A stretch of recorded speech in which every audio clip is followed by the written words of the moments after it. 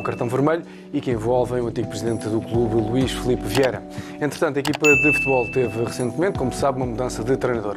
Esta noite temos aqui em direto na BTV o presidente do Sport Lisboa Benfica, Rui Costa, cujo mandato acaba de cumprir 3 meses. Rui Costa, boa noite. Vamos de imediato à Operação Cartão Vermelho. Como se sabe, tem vindo a público diversas transcrições de escutas que envolvem o Benfica. Gostava de ter a sua leitura sobre aquilo que tem sido noticiado. Bom, boa noite a todos os benfiquistas. Iniciamos logo por esse cartão vermelho. Antes de mais dizer que me parece extremamente exagerado toda esta feira mediática à volta deste processo, desde logo por estas escutas que saíram cá para fora e que, na grande maioria delas, nada tem a ver com o processo em si. E, portanto, aquilo que eu posso adiantar em relação a isto é que, enquanto Presidente do Benfica, e acho que posso falar em nome de todos os benfiquistas, é que todos nós queremos que este processo seja o mais célere possível, que se resolva o mais rapidamente possível tudo o que tem a ver com este cartão vermelho, que sejam apuradas todas as consequências, que sejam apurados todos os resultados desta operação, deste processo, até para que nós próprios possamos começar cada vez mais a olhar para a frente e não estar todos os dias a olhar para trás. Não me parece correto que tantas escutas estejam cá fora e, como eu já referi, a maior parte delas nada tem a ver com este processo.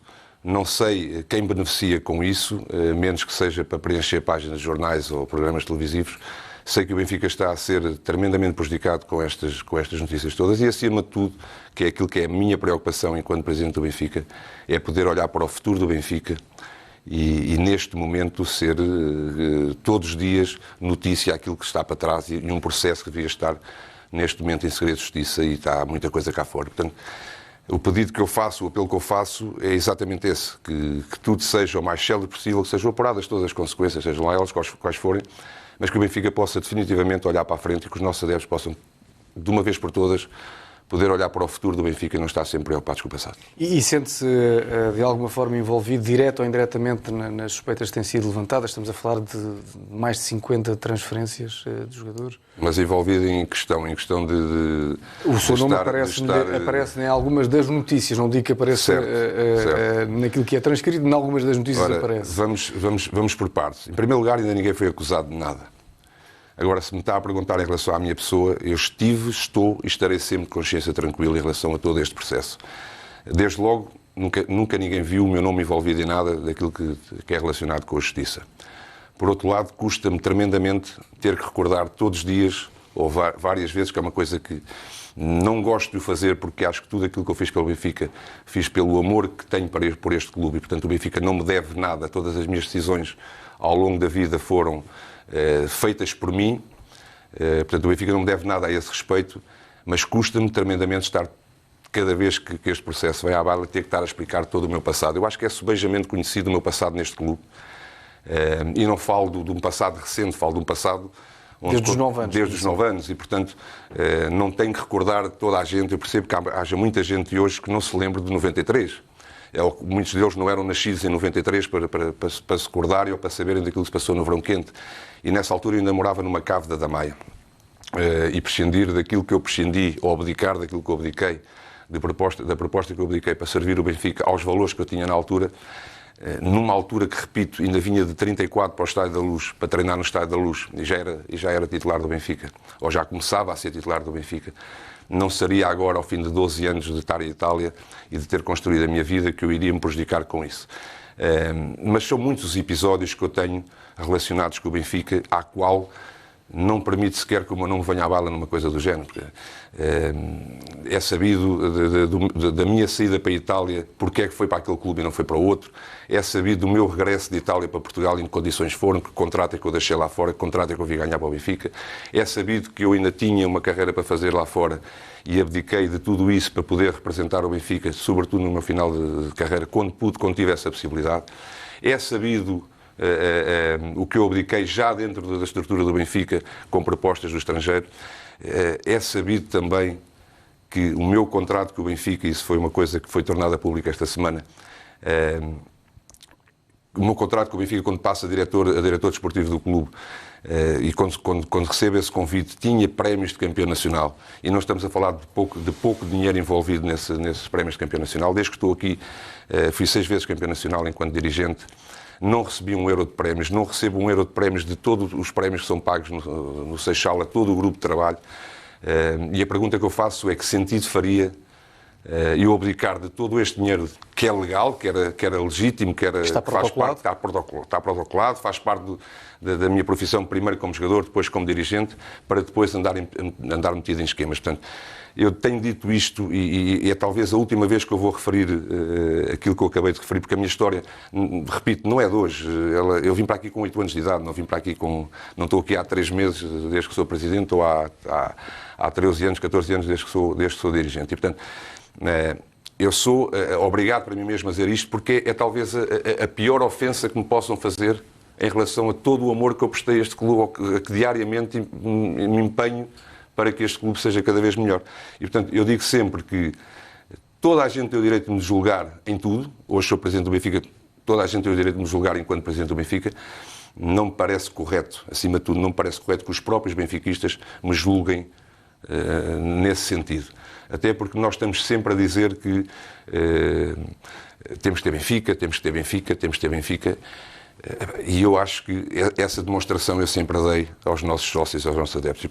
E como essa parte parece-me que está completamente eliminada, porque aqueles que se recordam do meu passado ou que não estão de má fé sabem perfeitamente que eu era incapaz de lesar o Benfica no que quer que fosse, fala-se das assinaturas. Exato. Ora bem, as assinaturas assino eu enquanto administrador como assina qualquer outro administrador.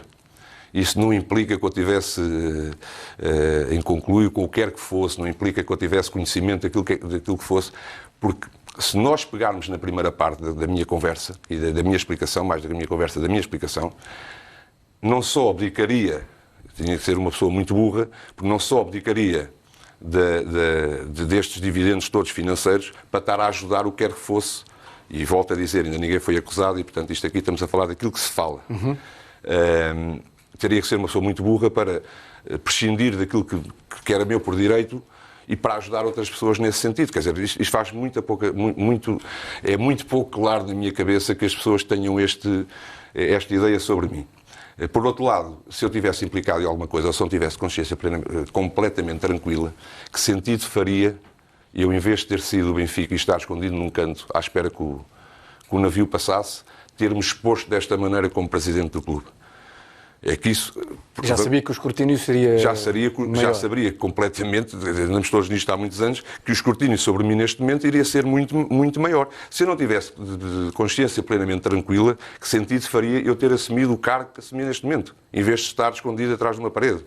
Coisa que nunca faria, porque nunca tive esse medo, nunca tive esse problema, essa preocupação de ter que o fazer. Estou aqui de corpo e alma, como sempre estive. Jamais conseguiria, até por educação minha, não conseguiria fazer uma coisa dessas, mas sobretudo num clube como este. Abdiquei de muito para servir este clube, jamais poderia prejudicar o Benfica, sobretudo em questões financeiras ou em questões ilegais. Isso jamais. O que significa que estará absolutamente disponível para colaborar com as autoridades naquilo que for feito, terá que ser feito. Isso estarei sempre. Enquanto cidadão e enquanto presidente do clube. Estarei sempre disponível, até mesmo para esclarecer tudo aquilo que for preciso. Como desde o resto, o Benfica sempre teve em colaboração com o Ministério Público, com a Judiciária, para tudo aquilo que fosse relacionado com este processo. Mas enquanto cidadão e hoje enquanto Presidente do Benfica, estou completamente à disposição de tudo para resolver aquilo que seja, para esclarecer aquilo que seja. Porque se há coisa que eu não consigo suportar, é que alguém pense que eu possa estar envolvido nisto. Mas dá uma particularidade. Quando é que isto vem à baila sempre? É sempre que o Benfica está em períodos menos bons. Tivemos agora este mês, que foi um mês difícil para o clube, e realmente foram-se buscar muitas notícias que já tinham vindo a público no passado, para realçar novamente que eu tinha as assinaturas e que eu tenho as assinaturas. Tinha as assinaturas como qualquer outro administrador tem, uma vez que eu estou aqui todo o dia, portanto era um dos que assinava tudo o que era contrato e tudo o que ou muitos dos contratos e muitos dos pagamentos que são feitos aos clubes, e portanto é uma situação completamente normal que não me atinge em nada a não ser a minha honra. E portanto estou claramente tranquilo, sempre tive consciência tranquila em relação a este processo, como a todos os outros, e estou sempre à disposição das autoridades para aquilo que quiserem esclarecer. Pode garantir aos benfiquistas que o clube, naquilo que tem sido noticiado, o clube não realizou nenhum ato ilícito? Ninguém do clube em si. O clube nunca foi dado como arguido, as pessoas que estão dentro do clube não são arguidas em nada e, portanto, não vejo porque é que somos nós próprios a especular ou a levantar tantas vezes as notícias. Nós falamos muito da comunicação social e provavelmente iremos ainda falar ao longo desta noite. Mas muitas dessas notícias somos os próprios benfiquistas que as lançam cá para fora. São as próprias dúvidas que se lançam cá para fora. Deixemos o processo correr. Vamos apurar todos os resultados. Vamos esperar que, como eu disse antes, em relação ao cartão vermelho, que a Justiça seja muito célere a resolver este problema para o bem do Benfica, para o bem de todos, esperando sempre que no final do processo ninguém seja culpado de nada, que isso era um bom sinal, sobretudo para o Benfica, é isso que todos nós ambicionamos, todos nós benfiquistas. Mas, de qualquer das maneiras, somos nós, muitas vezes, benfiquistas, que levantamos lebres onde elas não existem. E, portanto, é quase uma forma de... neste papel eu tenho que ser a pessoa que une o clube e não que desune o clube. Mas, de qualquer das maneiras, custa-me ver que sejam muitas vezes os próprios benfiquistas a não defender o próprio clube exteriormente da maneira como se tem de defender. Rui Costa, uma pergunta muito direta. Mantém a confiança em Domingos Soares de Oliveira? Eu disse antes das eleições que contava com Domingos Soares de Oliveira e assim será. É outro nome visado em tudo o que é notícias do Benfica, mas de qualquer das maneiras confio na pessoa, não tenho razões nenhumas para não confiar em Domingos Soares de Oliveira. Acho que apesar de tudo o que se tem dito, tem feito um excelente trabalho no Benfica. Relembrar que o Benfica passou momentos financeiros muito maus no passado, conseguiu fazer uma recuperação do clube onde Domingos Soares de Oliveira tem um papel fundamental nisso. E, portanto, considero que neste momento continua a ser um momento de extrema importância para o clube. Sente que o Benfica, de alguma forma, o Rui já falou isso anteriormente, mas que o nome do Benfica convém a determinada comunicação social para que, no fundo, se monte uma campanha em que o clube é vítima? Eu digamos que o Benfica é grande em tudo e, portanto, eu percebo que a comunicação social também precisa do Benfica e precisa de maus temas do Benfica para poder ter audiências, para poder vender jornais. Mas tem que ser correto com o Benfica. A comunicação social também tem que ter essa palavra de ordem. Tem que tem que ser correto. E eu acredito que não tem sido correto com o Benfica. O Benfica sofre hoje um ataque, não em toda a comunicação social, mas em alguma comunicação social. Ela é evidente, ela é muito clara e, portanto, eu não considero justo aquilo que está a ser feito ao Benfica. Não me acredito que não haja problemas também noutros clubes, que haja só problemas no Benfica. E volto a dizer, eu percebo que o Benfica tenha que ser notícia, não peço à comunicação social que não discuta problemas do Benfica, mas faz muita confusão que qualquer problema do Benfica sirva para 5 horas de programas diários e sirva para jornais para toda a semana, e não percebo como é que nos outros clubes não há problema nenhum. Eu dou um exemplo, e não atingindo outros clubes, que não tenho que estar aqui a chamar à baila problemas de outros clubes, mas será que é menos notícia buscas noutros clubes, como existiram no nosso clube, do que o Flamengo querer Jorge Jesus? Será que esta notícia de Jesus, de Flamengo querer Jorge Jesus, é mais importante que todas as outras notícias que naquela mesma semana vieram a público? Chegaram a vir a público, timidamente vieram a público, as nossas não. As nossas estão todas diariamente nas primeiras páginas, diariamente em todos os programas, horas a fio, e, portanto, eu não acho que... Não falo de toda a comunicação social, mas há uma parte da comunicação social que não está a ser justa com o clube. Isso não está de todo, e eu acho que isso fica bem claro a toda a gente. Penso que é claro para os benfiquistas a entidade ou as entidades a que o Rui se está a referir. Eu não me quero referir a entidades, porque, no fundo, temos assistido toda esta feira à volta do Benfica. Repito que não pretendo, isto é um bocado como os jogos de futebol, eu não pretendo que o árbitro me dê a favor, não quero que o árbitro me dê contra. E aqui, em relação à comunicação social, é muito isso também. Sabemos da nossa grandeza, sabemos da nossa importância para as audiências e para tudo o resto. Mas está a ultrapassar todos os níveis, está a ultrapassar todas as regras de informação e, portanto, eu não considero que seja correto aquilo que está a ser feito com o Benfica. O Benfica está a sofrer neste momento um ataque cerrado que não consigo perceber o motivo, que para mim vai para além das audiências. E isso implica uma mudança de atitude do Benfica para com essa determinada comunicação social? Eu creio que as pessoas conhecem-me, sabem que eu tento ser, e fui ao longo da minha vida, uma pessoa correta na profissão que eu tive inicialmente, onde fui conhecido como jogador. Enquanto dirigente também creio que tenho tido sempre uma postura correta e como presidente da maior instituição do país não quero mudar a minha forma de estar. E, portanto, nesse sentimento, não é propriamente o Benfica que tem de decidir o que é que vai fazer com a imprensa neste momento. É perceber o que é que a imprensa quer fazer com o Benfica. Qual é o relacionamento que a imprensa quer ter com esta instituição. E, portanto, nós iremos agir em consequência disso. A única coisa que eu sei, a única coisa que eu sinto é que, enquanto Presidente do Sport Lisboa e Benfica, tenho de defender esta instituição intransigentemente em todas as áreas. E tenho de defender os nossos adeptos em todas as áreas também. E não estou a ver que isso esteja a acontecer. E, portanto, as medidas que tomaremos, as medidas que temos de tomar, vêm a reboque daquilo que a imprensa quiser, ou do relacionamento que a imprensa quiser com o Benfica. E volto a dizer, porque isto para mim é extremamente importante. Eu não pretendo que a imprensa nos esconda os nossos problemas ou que não discuta os nossos problemas. Eu quero que ela seja imparcial e quero que ela respeite o Benfica como nós temos respeitado toda a imprensa até agora. Caso contrário, nós temos que agir de consequência. Já vamos falar da parte desportiva, como é óbvio, aliás, esse será um dos principais focos de atenção dos benfiquistas.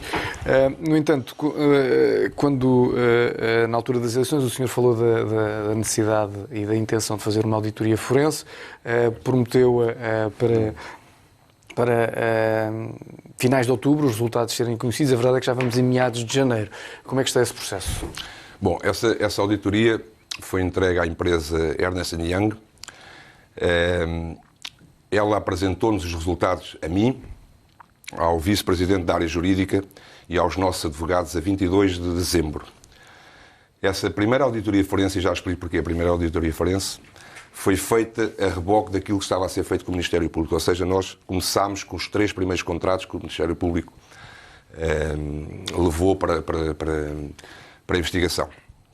Nesses 3 contratos não foi achado nada onde ficasse claro que o Benfica tinha sido lesado nessa operação e, portanto, foi decidido pelos nossos advogados também que o Benfica não se iria constituir como assistente do processo, uma vez que não justificava para já essa tomada de posição, reservando isso para uma futura ocasião, caso ela se venha a justificar. O que é que nós fizemos pós isso? Eu percebo que este é um tema delicado até para os nossos adeptos, porque efetivamente eu prometi isso,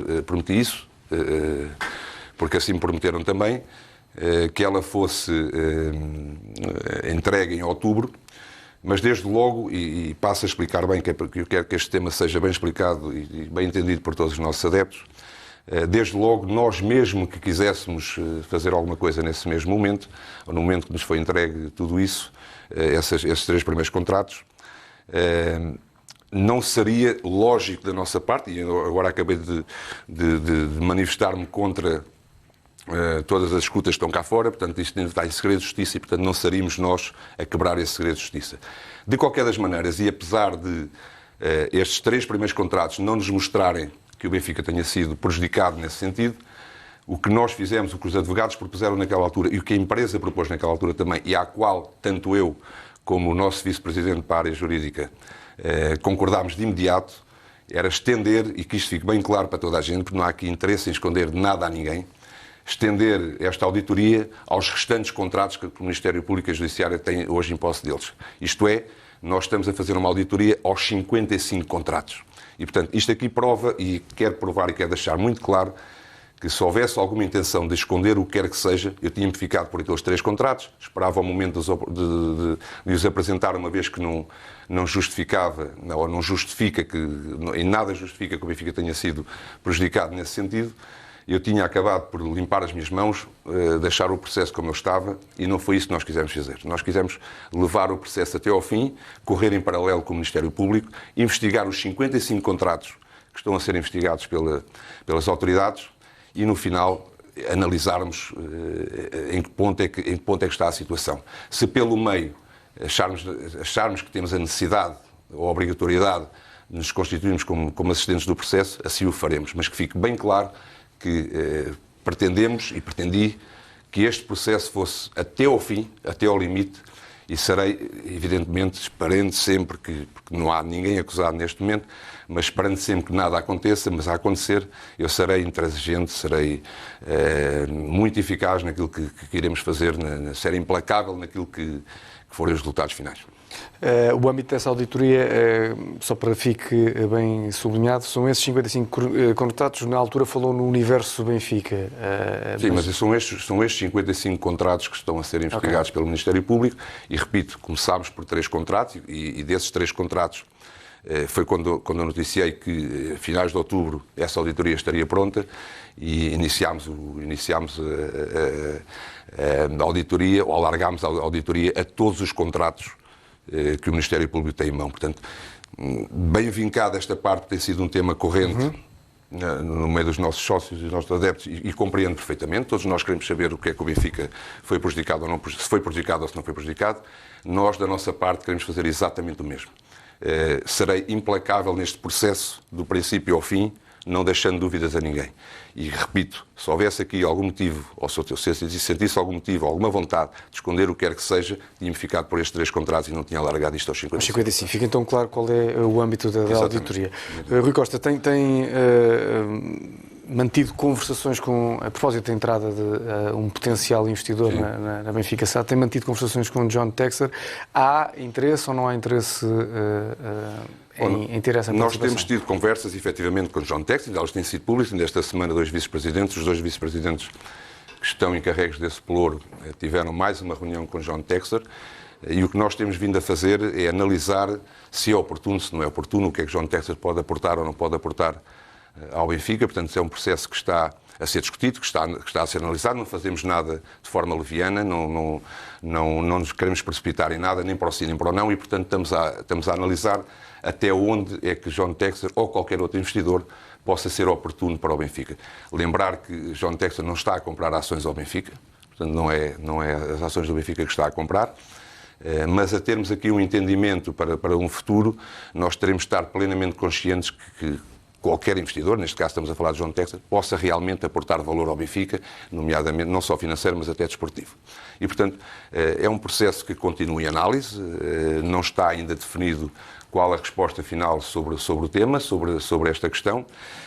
A única coisa que eu posso esclarecer também e que posso, mais uma vez, garantir aos nossos sócios é que podemos discutir este tema com variedíssimos investidores, sempre com a premissa que o clube nunca perderá a maioria do capital da SAD. Isso é uma promessa que eu fiz e que garanto que enquanto aqui estiver, o Benfica será sempre dos sócios do Benfica, será sempre dos benfiquistas e nunca perderá a maioria do capital da SAD.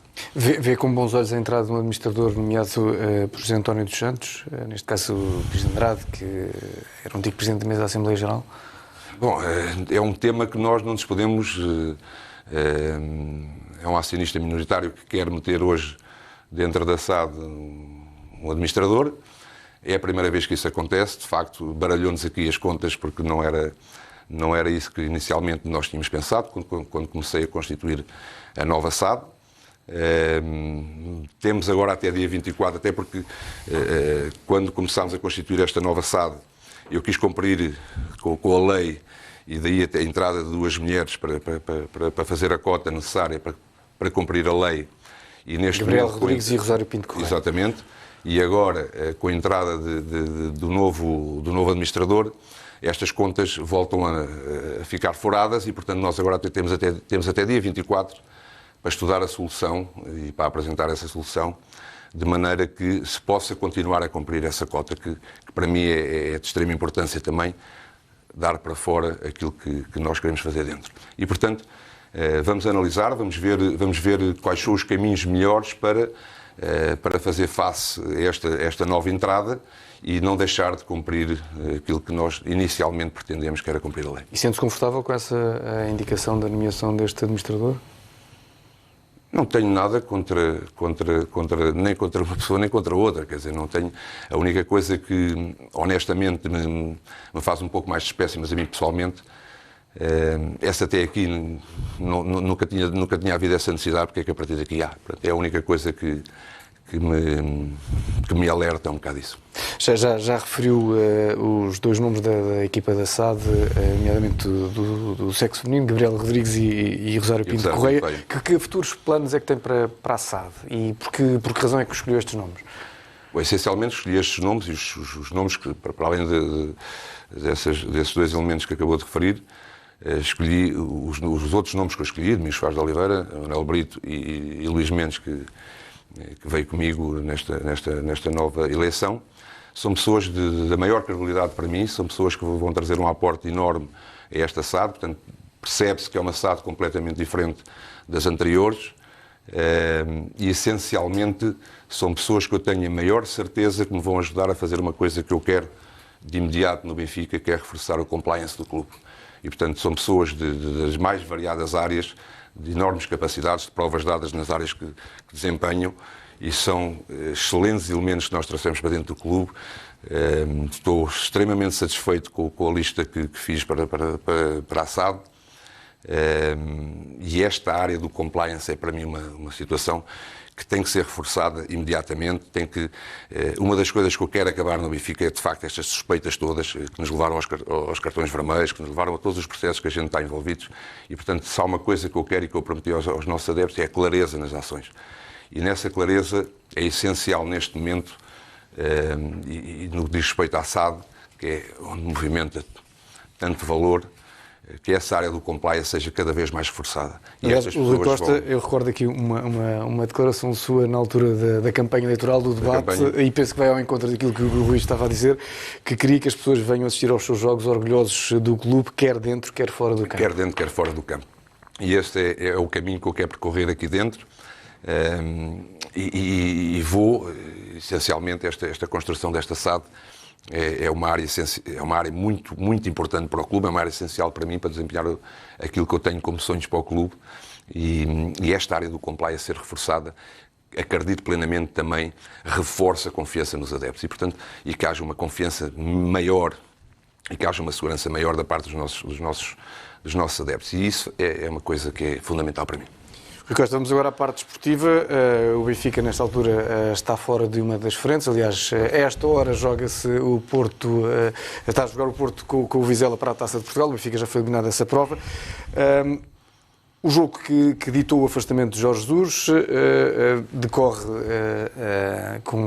do embate com o Porto.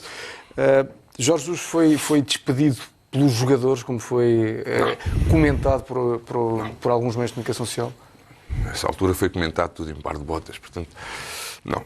Jorge Jesus, como homem do futebol e com muitos anos de futebol e com a relação que tinha comigo e que tem comigo, após o episódio que foi tanto falado e que vou ter a oportunidade também de explicar, ambos chegámos à conclusão que todo o nosso caminho dali para a frente seria mais complicado, seria mais difícil. Mas não é isso não culmina nesse episódio, mas não começa nesse episódio. Portanto, não esquecer que o mês de dezembro foi de extraordinária dificuldade para todos nós. Se nós fizermos uma retrospectiva da temporada, e olhando aqui para aquilo que foi desde o primeiro dia da época, havia uma exigência grande da parte do Benfica em ter que ser vitorioso quase em todas as frentes, o que é normal neste clube, mas havia um objetivo muito grande que era passar a entrar na fase de grupos da Liga dos Campeões, que foi atingido esse objetivo. Conseguimos, durante esse período de época, atingir todos os objetivos que nos tínhamos proposto, inclusive a passagem aos oitavos de final da Liga dos Campeões, coisa que já não acontecia há 5 anos, e, portanto, até aqui as coisas estavam a correr bem. Mas o mês de dezembro é realmente penoso, apesar de nós termos conseguido a qualificação em dezembro, começámos em novembro e acabámos em dezembro, nós tivemos 3 derrotas pesadíssimas com os rivais. E não é só o perdermos, mas foi a forma como perdemos. Eu acho que aquilo que chocou mais os nossos adeptos, e justamente não foi as derrotas em si, mas a forma como perdemos, uma delas em nossa casa. E, portanto, essa primeira derrota com o Sporting é logo no início de dezembro e criou um ambiente à volta da equipa e à volta de Jesus que não estava favorável, que não foi favorável. E houve uma série de consequências com a história do Flamengo, com todas as histórias envolventes, até porque estamos a falar de um treinador que, por mérito seu, é muito mediático e, portanto, por todo o percurso que ele tem no futebol, é um treinador extremamente mediático. É outra pessoa que estava dentro do clube que enche páginas de jornais constantemente, não por culpa sua, mas por mérito daquilo que ele fez ao longo da sua carreira, e tudo isto fez com que o ambiente à volta da equipa se tornasse realmente, e à volta do treinador, se tornasse realmente pesado. A gente não se pode esquecer como é que acabou o jogo aqui contra o Sporting. Portanto, a gente não pode pensar que isso não passa para os jogadores, que não passa para o treinador, que não passa para a estrutura, que não passa para toda a gente. E depois acabou por finalizar, de facto, com aquele episódio com a equipa toda, e que nos levou a pensar, como eu já disse também, que dali para a frente seria tudo muito mais complicado. Na altura, se calhar exigia-se uma explicação da minha parte logo no momento. Eu aproveito para explicar o porquê. Era isso que eu ia perguntar, porque é que não havia na altura. Não o ter feito. Se vocês se lembrarem, nós estamos a meio da semana que jogamos depois campeonato no Porto. E, portanto, aquilo que eu quis naquele momento, ou o facto de eu não ter falado naquele momento publicamente, e explicar a situação toda, foi não criar mais atrito à volta da situação e deixar a equipa preparada, ou preparar o melhor possível, num ambiente que não era fácil, o melhor possível a equipa para o jogo do campeonato. Ainda para mais com a entrada de um treinador novo, saída de um, entrada do outro treinador, eu não poderia tirar o foco, ou não queria tirar o foco ao novo treinador, falando só daquilo que tinha acontecido no passado. E, portanto, daí eu poder dizer de forma clara que não foram os jogadores que despediram o treinador, não foi o treinador que foi contra os jogadores, foi uma consequência de episódios que levou ao momento que nós chegámos, de uma forma muito cordial, muito honesta um com o outro, como sempre tivemos, de acharmos que naquele momento, a partir daquele momento, seria muito difícil conseguir fazer um bom trabalho. Um desses episódios, dos vários que o Rui Costa está a elencar, envolve Pizzi, sim ou não? Se sim, mantém confiança no Pizzi? Mas isso é, apesar de, é verdade, algumas coisas depois foram ditas na comunicação social e, como normal que seja também, muitas delas foram empoladas e algumas delas até distorcidas, porque muita gente não está lá, não pode saber o que é que se passou, embora haja mensagens e haja informações, não pode saber o que é que se passou. Houve de facto essa desavença entre jogador e treinador, inclusive entre um treinador e um jogador que se deram sempre super bem e, portanto, já tinham trabalhado na primeira passagem de Jorge Jesus pelo Benfica. Estamos a falar de um jogador que é um dos capitães do clube e, portanto, teve sempre um comportamento exemplar com toda a gente, embora se diga muitas das coisas que se diga, e posso pegar por aí, que o Pizzi é que despediu treinadores e por aí fora, não sei o que mais, os treinadores têm que ser muito fraquitos também, se veem que o jogador... O que se fala é que há um grupo... Certo. Não, mas não há grupo nenhum. Há um grupo de 27, neste momento há um grupo de 30 jogadores que luta por um objetivo e ponto final parágrafo. Agora, e agora não falo ao Presidente, falo um jogador, por experiência de 20 anos de balneários e de equipas, onde tive equipas que inclusive despediram treinadores, eu também tive equipas onde despediram treinadores, mas que o treinador, quer dizer, já despediu o Pizzi, ou o Pizzi, ou a companhia do Pizzi, já despediu todos os treinadores que passaram pelo Benfica. Mas os treinadores metem-nos sempre a jogar. Aquilo que eu costumo ver é que é uma contradição. É que é uma contradição completa. Portanto, isto cria-se mitos muitas vezes no futebol que não fazem parte da verdade. O Pizzi merece o nosso respeito, é um jogador do Benfica, é um jogador que já ganhou os títulos que ganhou no Benfica, tem as presenças que tem no nosso clube e merece todo o nosso respeito. Até ao dia que estiver no clube, é nosso jogador e assim será. Houve esse desentendimento, chamemos-lhe assim, esse desentendimento entre jogador e treinador, à qual a equipa manifestou apoio a Pizzi. Isso também já foi dito. E quando se diz que o Jorge Jesus que acaba por sair porque eu interpelei a favor de Pizzi e, portanto, que já não havia condições para Jorge Jesus trabalhar, quem diz uma coisa dessas não conhece Jorge Jesus. Não conhece a mim, mas também não conhece Jorge Jesus, porque isso seria uma coisa impensável. E relembrar que no princípio da época, quando foram feitas as escolhas por Jesus dos jogadores que iriam perseguir a temporada, tinha havido até jogadores com carreira bem vincada no Benfica, que não faziam parte dos planos do treinador, foram afastados e não houve nenhum problema em relação a isso. E, portanto, se Jesus tivesse, de facto, impedido ou ter excluído o Pizzi ou qualquer outro jogador até ao final da temporada, jamais eu me punha na posição de ir contra o treinador e de convencer o treinador a que isso não fosse. Que não fosse desse modo. E, portanto, aquilo que aconteceu exatamente, e podem vir os comentadores todos falar, porque têm as informações todas, têm sempre as informações todas, Jesus poderá confirmar aquilo que eu estou a dizer, estou completamente à vontade.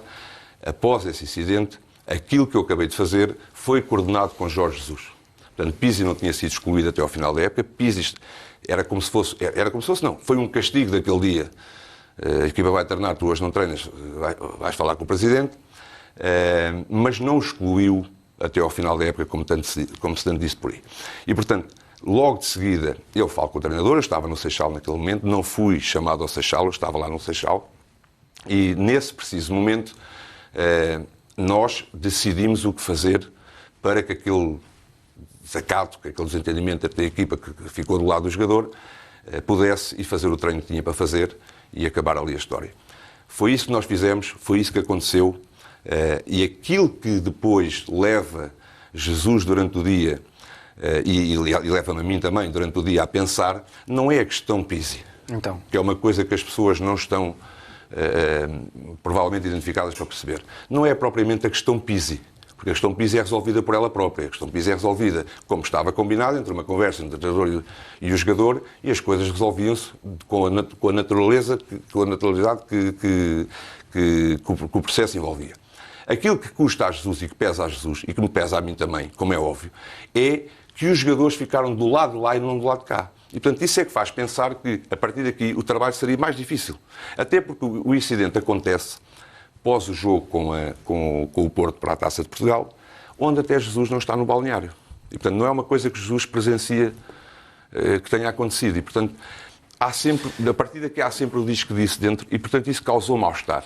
E é este mal-estar que faz com que Jesus perceba que a equipa não tomou partido dele e que, portanto, a partir dali... Há uma quebra de confiança, que há uma quebra na relação. Não é especificamente o caso Pizzi, o episódio Pizzi.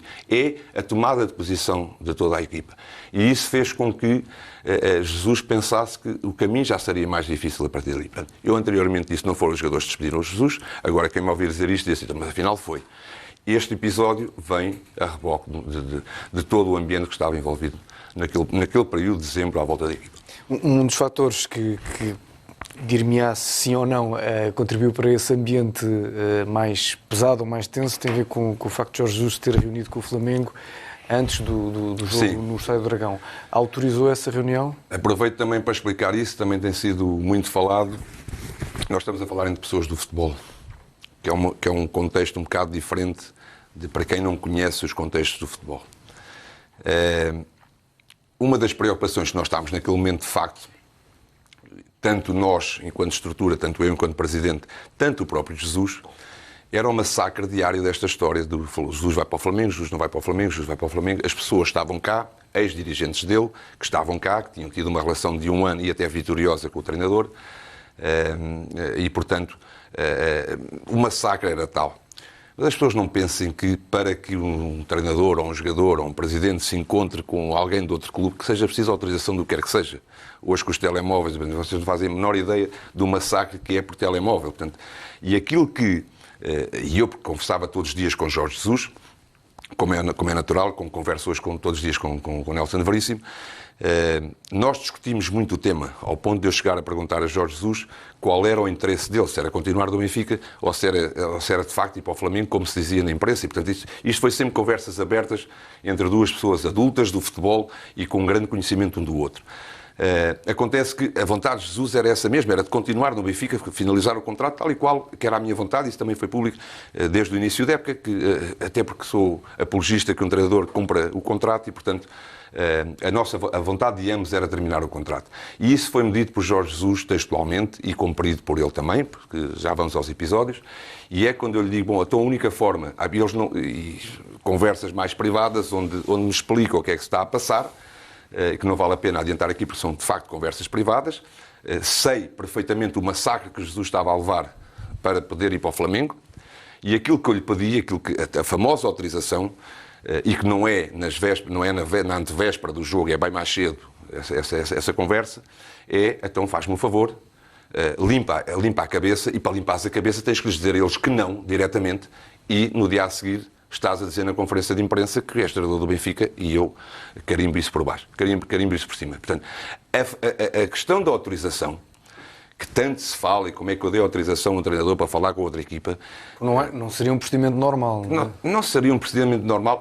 A razão de falar diretamente com o próprio clube, e volto a dizer, não foi na véspera, foi bem antes que isso aconteceu, até mesmo a olhar para o nosso calendário e ter 2 jogos no Porto com separação de uma semana, o objetivo era limpa essa cabeça de uma vez por todas, liberta-te desse peso e foca-te naquilo que tens para ficar. E esse compromisso que nós assumimos um com o outro foi cumprido à regra. Tanto foi cumprida a regra que não da boca de Jorge Jesus, porque ele estava castigado, não o pôde fazer, mas João de Deus, do seu adjunto, disse na conferência de imprensa tal e qual aquilo que eu estou a dizer, na divisão do jogo, disse tal e qual aquilo que eu estou a dizer, que a ideia de Jorge Jesus e a vontade de Jorge Jesus era cumprir o contrato até ao final. E, portanto, aquilo que eu lhe pedi foi limpa a cabeça. A única forma que eu encontrei naquele momento, porque era um massacre abismal, vocês olhavam para a imprensa e perceberam o que é que a imprensa diariamente falava de Jesus e do Flamengo, mas não sabe o que é o privado. E, portanto, a única forma de limpar a cabeça de uma vez por todas era fala com as pessoas e diz claramente que não e um massacre desses promovido pela comunicação social. Exatamente. Esse compromisso foi feito entre os dois e foi respeitado na íntegra pelos dois. Tanto é respeitado que Jesus toma essa posição e quando é despedido do Benfica já o Flamengo tem o treinador. Passado 2 dias, o Flamengo estava a contratar o treinador. E, portanto, Jesus respeitou na íntegra aquilo que eu lhe pedi. Eu respeitei na íntegra a vontade de Jorge Jesus, dentro deste relacionamento que foi sempre saudável entre os dois. E isso foi claramente desta maneira, precisamente para que se limpasse a cabeça, para poder afrontar 2 jogos da importância que eram, sem estar diariamente com a história do Flamengo. E tanto é, vocês reparem, se vocês fizerem a cronologia daquela semana, passado 2 dias o Flamengo estava a contratar o Paulo Sousa.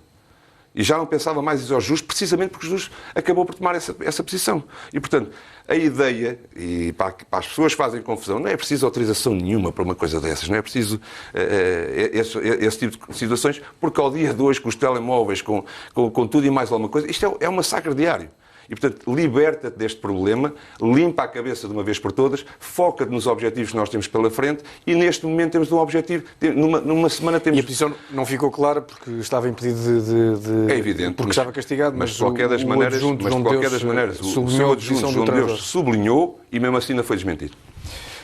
Significa isso, que aquele abraço na conferência de imprensa em que se anuncia o fim da relação contratual é um abraço genuíno e completamente genuíno, de 2 pessoas que ainda hoje falam com certeza com a maior das amizades. Nós trabalhámos juntos no passado. Curiosamente, o Jesus até me conhece desde quase garoto, porque somos praticamente da mesma zona. Uma coisa nunca prejudicou a outra, ou seja, a amizade nunca prejudicou a parte profissional, nem nunca teve influência na parte profissional. Uma coisa é a parte profissional, outra coisa é a parte da amizade, mas o respeito está sempre em ambas as partes. E nós foi assim que nós conduzimos o processo.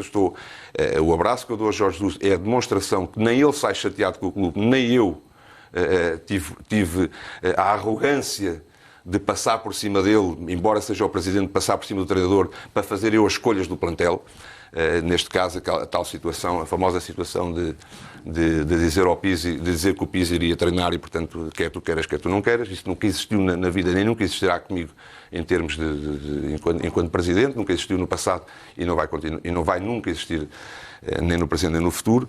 E, portanto, essa despedida conjunta, portanto, esse anúncio conjunto, é a demonstração que não há atrito entre uma parte e outra. E que não houve maldade entre uma parte e outra, e havia aquela dúvida se Jesus depois de ir para o Flamengo ou não ia para o Flamengo. Ela ficou esclarecida 2 dias antes, quando Paulo Sousa assinou pelo Flamengo. Foi um ano e meio em que o sucesso foi um ano e meio difícil. O sucesso desportivo não foi propriamente o resultado alcançado. O que é que falhou? Foi um ano e meio bastante difícil, um ano diferente, o primeiro ano diferente. Nós sabemos o que é que passámos no ano passado, isso já foi mais escalpelizado ao longo do próprio ano. Não tivemos a oportunidade de justificar e de assumir as responsabilidades de um ano falhado. Sabíamos que Jesus, até pela condicionante de ter ido para o Sporting, que o seu regresso era um regresso que obrigava quase a vitórias imediatas. Isso não aconteceu e, portanto, o ambiente ficou bem mais pesado à volta de Jesus e da equipa do que deveria estar. Isso foi prejudicial para todos, como é óbvio, prejudicial para os adeptos, prejudicial para o treinador, prejudicial para os jogadores. Infelizmente não conseguiu Jesus fazer o mesmo trabalho que tinha feito na sua primeira passagem. É um excelente treinador, dedicou-se de corpo e alma ao projeto, mas há trabalhos que acontecem assim, há trabalhos que não surgem como nós esperamos. Este não correu tão bem como da primeira passagem, como já referi. Não deixa com isso ser um grande treinador e não deixa com isso de reafirmar, porque assisti praticamente a todos os treinos de Jesus e a todo o empenho de Jesus, que enquanto esteve aqui, esteve de corpo e alma, fez aquilo que pôde fazer, aquilo que melhor sabe fazer, que é treinar, mas infelizmente desta vez as coisas não correram como nós desejávamos todos. E para esse falhanço desportivo há responsabilidades de outros elementos da estrutura? Luizão, Rui Pedro Brás, na sua opinião? Deixe-me já dizer, porque no ano passado era o Tiago, depois era eu, agora é o Rui Pedro Brás, o Luizão. Eu recuso-me a achar bodes expiatórios. E recuso-me a fugir às responsabilidades. Portanto, quando alguma coisa não corre bem, como não correu o ano passado, ou como não está neste momento, ou como não estamos neste momento na posição que queríamos estar, e ressalvo isso, não é por culpa de um, ou por culpa daquilo, ou por culpa do outro. É uma culpa conjunta, e tem que ser uma culpa conjunta que vai desde o Presidente ao último elemento da estrutura do futebol. Portanto, recuso-me a achar bodes expiatórios, e estamos a falar de dois benfiquistas ferrenhos, o Luizão, que é da casa, o Rui Pedro Brás, que é um benfiquista ferrenho e que no seu primeiro ano ao serviço do futebol e ao serviço do Benfica desempenhou um papel bastante importante naquilo que foi o mercado do clube, tem vastos conhecimentos nessa área e, portanto, tem-se empenhado ao máximo para fazer o seu melhor e tem todas as condições para vir a ser realmente um extraordinário diretor, um diretor-geral, um diretor desportivo, aquilo que seja no futebol. E ainda para mais, pois é um benfiquista ferrenho e, portanto, sofre de dobrar como nós, que quando o Benfica perde, não perde só em termos profissionais, perde em termos pessoais também. Para pegar no seu apelo inicial de não se falar tanto do passado, falemos então do futuro. Porquê a escolha do Nelson Veríssimo para substituir Jorge Jesus e porquê até ao final desta época? Bom, o Nelson Veríssimo é um homem da casa e nesta transição era essencial mudar ali um pouco do paradigma, portanto, dar ali um choque térmico no paradigma. É um homem da casa, é um homem de extraordinária qualidade. O trabalho que ele tentava desenvolver, ou que desenvolveu até aqui na equipa B, acho que é bem demonstrativo da qualidade de Nelson Veríssimo. É um benfiquista ferrenho, é um jovem treinador com uma ambição enorme e, acima de tudo, também conhecia parte deste plantel. Já teve muitos destes jogadores em mão e conhecia parte deste plantel, portanto era uma mudança, mas ao mesmo tempo com algum conhecimento daquilo que estava por dentro. E, portanto, eu acredito plenamente nas capacidades do Nelson Veríssimo, tenho maior confiança no Nelson, sei o quanto ele sofre também pelo clube e, portanto, vai ser mais um a juntar-se aos que já lá estão, que ao mínimo resultado que não seja positivo para o Benfica está a sofrer a dobrar. E, portanto, repito, conhece os jogadores, conhece grande parte daqueles jogadores. É um treinador que tem feito um trabalho fantástico em termos de formação, uma aposta que nós iremos querer sempre fazer e acredito plenamente que seja a pessoa ideal neste momento para dar a volta ao fatídico mês de dezembro e que ainda temos muito para jogar aqui, temos muito pela frente e é o treinador que nos vai levar a superar este momento. Antes de falarmos do projeto desportivo, porque até ao final desta temporada? Porque vamos ser cautos. Tanto eu neste caso como o Nelson, vamos ser cautos, mas aqui depois é como nós quisermos ver o copo meio vazio ou o copo meio cheio. Há quem dirá que, mas se tens tanta confiança nele, porque é que não lhe fazes já 1 ano e meio ou 2 anos e meio? E eu direi que se não tivesse confiança nele, tinha o posto como interino e não até ao final da temporada. E, portanto, é evidente que no Benfica tem que se obter resultados, tem que se criar projeto, tem que se ter projeto, tem que se criar resultados, tem que se dar tempo aos treinadores para trabalharem. Mas neste momento estou convencido, é a minha convicção, que não será só para 6 meses. Mas de qualquer das maneiras vamos ser cautos e vamos esperar aquilo que será o futuro do Benfica. Atendendo àquilo que tem em sua posse em meados de janeiro, o que é que espera da equipa até ao final da época? Eu espero a reação natural de uma equipa com um plantel extraordinário. E repito aquilo que eu disse há pouco tempo atrás, que foi nós até ao mês de dezembro, com um jogo ou outro menos conseguido, todos os objetivos estavam a ser atingidos, portanto, primeira qualificação para a fase de grupos da Liga dos Campeões, depois a qualificação para os oitavos de final da Liga dos Campeões.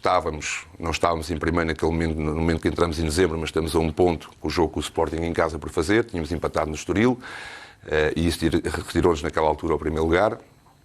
Estávamos na Taça de Portugal, estávamos na Taça da Liga e, portanto, até ao mês de dezembro as coisas estavam a correr como planeado. Este mês de dezembro, de facto, e não há como escondê-lo, são dados, não há como estar a ferir a ele, retira-nos da Taça de Portugal e deixa-nos a 7 pontos do líder e, portanto, dificultando muito a tarefa que nós temos daqui para a frente, mas jamais pensar que o campeonato está terminado ou que a época está terminada ou que esteja eu já a preparar uma época que vem de todo. Estamos focados e teremos que estar focados e toda a gente tem que estar focada naquilo que temos para fazer nesta segunda volta do campeonato. E os 2 anos passados mostram-nos isso também. Perdemos um campeonato, chegando ao final da primeira volta com largos pontos de vantagem, acabámos de perder o campeonato e já nos aconteceu o contrário também, de irmos ganhá-lo quando já não se esperava ganhar, com Bruno Lage e com Nelson Veríssimo como adjunto. E como tal, a minha esperança e a minha ambição continua intacta em relação àquilo que são os objetivos deste ano e assim exijo que dentro do Seixal a opinião seja igual e, portanto, e que ninguém baixe os braços, que ninguém caia, porque há muito campeonato para fazer. Aquilo que se passou esta semana, nesta última jornada, prova que ainda há muito campeonato e é nisto que nós temos que acreditar, é nisto que nós temos que fazer e, como disse o nosso treinador, jogo a jogo, foi assim que nós conseguimos conquistar um campeonato que já parecia estar perdido, jogo a jogo e recuperando os pontos que temos para recuperar e fazendo o nosso e recuperando pontos, eu estou convencido que este ano ainda vamos ser felizes. Vamos ter um janeiro tranquilo? Tranquilo neste clube nunca se pode estar e, portanto, temos que estar sempre na corda e temos que estar sempre focados naquilo que temos para fazer. Temos uma Taça da Liga para jogar já de imediato, temos as jornadas de campeonato para fazer, mas posso garantir aos nossos adeptos, e assim faço o apelo também, que nos unemos à volta da equipa, que acreditemos que possamos passar este momento, que para o fazer temos que o fazer todos juntos, isso é inevitável, temos que o fazer todos juntos, mas acredito plenamente que este campeonato ainda vai trazer muita surpresa e que ainda vamos estar... vamos lembrar desta altura. O senhor há pouco falou do conhecimento que o Nelson Veríssimo tem da formação que é feita, o trabalho na formação que é feito no Seixal. O Benfica nos últimos 2 anos investiu e bem em internacionais. Esta forma de estar no mercado vai manter-se ou vai haver aqui uma deriva para aquilo que o Benfica fazia há alguns anos atrás, em que apostava mais consistentemente na formação? Nós, nestes últimos 2 anos, de facto, mudámos um bocado o paradigma, não esquecemos a formação, porque ainda agora temos o Paulo Bernardo a jogar, temos o Gonçalo Ramos, que tem tido muito mais minutos que o ano passado, tem sido muito mais utilizado e tem tido uma participação completamente diferente do ano passado, e, portanto, não é verdade que nós deixámos de apostar na formação, é verdade que sim, que fomos mais ambiciosos naquilo que foram contratações, mas isso traz tudo isto também trouxe aqui uma dificuldade, que é um dos pontos que eu quero para o futuro acabar também, que é a contratação de muitos jogadores. E, portanto, quando se contrata muitos jogadores, entre a adaptação dos jogadores e a adaptação aos modelos de jogo e por aí fora, muitas vezes atrasa e prejudica até quem chega de novo. Até porque há uns que não se adaptam, não é? Até porque há uns que não se adaptam. E, portanto, nós nestes últimos 2 anos fizemos um investimento. Mas atenção, é verdade que fizemos um investimento alto, é verdade que fizemos um investimento diferente de anos anteriores, mas se nós pensarmos onde é que nós fomos investir, portanto, jogadores internacionais, jogadores que vinham com uma carreira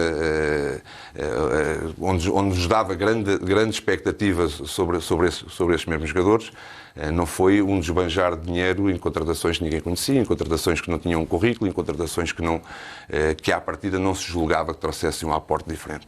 E, portanto, o projeto futuro passará sempre por este misto de formação e cada vez mais formação, sempre que possível, cada vez mais formação.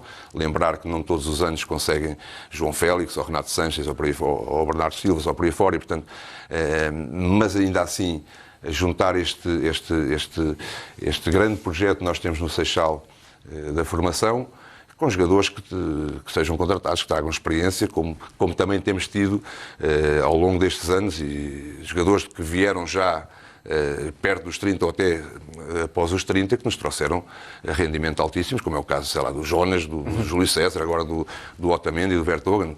E, portanto, há aqui este misto que nós temos que conjugar, não andando nessas despesas tremendas, mas ao mesmo tempo equilibrando o plantel, criando uma estabilidade no plantel que hoje, nos últimos 2 anos, não o conseguimos criar. Essa maior atenção à formação ou essa maior capacidade de trazer atletas da formação para a equipa principal vai acontecer, por exemplo, já neste mercado de janeiro? Bom, este mercado de janeiro, o mercado de janeiro em si não é um mercado que ofereça muita coisa, sobretudo naquilo que é a vida futebolística pós-Covid.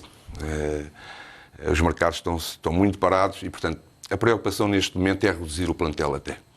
Eu gosto de plantéis curtos. Neste momento e nestes últimos 2 anos não tem havido a grande possibilidade de ter plantéis mais curtos, não porque o treinador seja exagerado na escolha de jogadores ou não, mas o facto de estarmos no Covid, e ainda esta semana nós tivemos esse exemplo, com muitos jogadores que estavam fora por Covid, obrigou-nos a ser mais cautos nessas decisões e a ter um plantel mais vasto para fazer face a esse problema.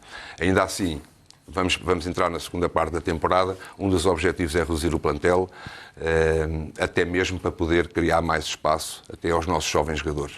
Eu estou em permanente contacto com o treinador, com a estrutura do futebol profissional, e neste caso Rui Pedro Brás e o Luizão, e também com a estrutura do futebol de formação, o Pedro Milhomes e o Pedro Marques, e portanto este planeamento, aquilo que nós preparamos para o futuro do Benfica, envolve a estrutura toda, não envolve só a estrutura do futebol profissional, envolve também a estrutura do futebol de formação. Há esse objetivo de cada vez explorar mais o jogador da casa, cada vez criar mais espaço para o jogador da casa, isso faz parte do projeto. Neste momento, tudo aquilo que eu falar do mercado de dezembro pode desviar as atenções para aquilo que eu neste momento quero, que é lutar pelo título nacional. Temos todas as condições para o fazer ainda e, portanto, aquilo que acontecer neste mercado de dezembro será estruturado juntamente com o treinador Nelson Veríssimo. Mas, Rui Costa, faz sentido que o projeto desportivo esteja, obviamente, definido pela equipa e que o treinador que abrace o desafio de ser treinador da equipa principal de futebol se adapte a esse projeto desportivo e não o inverso? É evidente. Isso é evidente. Isso faz parte de um projeto desportivo. Escolher um treinador que se adapta ao projeto desportivo do Benfica. E, portanto, uma das razões de Nelson Veríssimo neste momento também é essa. É um treinador da casa, um treinador que conhece os nossos jovens, é um treinador que conhece aquilo que nós pensamos em relação àquilo que é a nossa formação e, portanto, é evidente que se escolhemos um projeto desportivo temos que contratar um treinador, ou temos que ter um treinador, neste caso, que consiga acompanhar aquilo que é o projeto desportivo do Benfica. No fundo, esteja sintonizado com as ideias. Sintonizado com o clube. Para aí, antes de irmos para o intervalo, tinha só mais uma pergunta a propósito do plano desportivo, tem a ver com o cartão do adepto. Recordo-me que o Rui Costa há uns meses falou de uma intervenção que resultou no facto daquela zona ali ter sido reduzida para metade. Como é que tem acompanhado o desenvolvimento desta iniciativa e o fim do cartão do adepto? Nós temos acompanhado desde o princípio com grande interesse, com grande entusiasmo, e com grande contrariedade àquilo que era o cartão do adepto. Portanto, estou feliz por o desenrolar desse dossiê. Tivemos a nossa cota-parte de responsabilidade para que ele acabasse.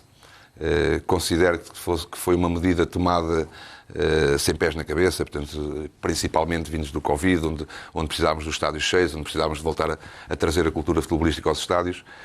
Tivemos esse cartão de adepto a prejudicar tremendamente os clubes e a prejudicar tremendamente e, acima de tudo, os nossos adeptos. Os adeptos em geral, neste caso eu falo dos meus, falo dos nossos, a prejudicar os nossos adeptos. Participámos nessa batalha, não fizemos essa batalha, mas participámos nessa batalha.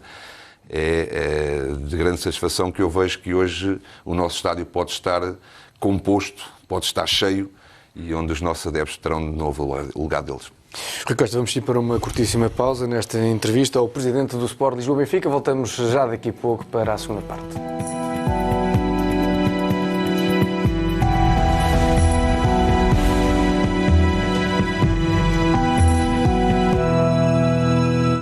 A few moments later.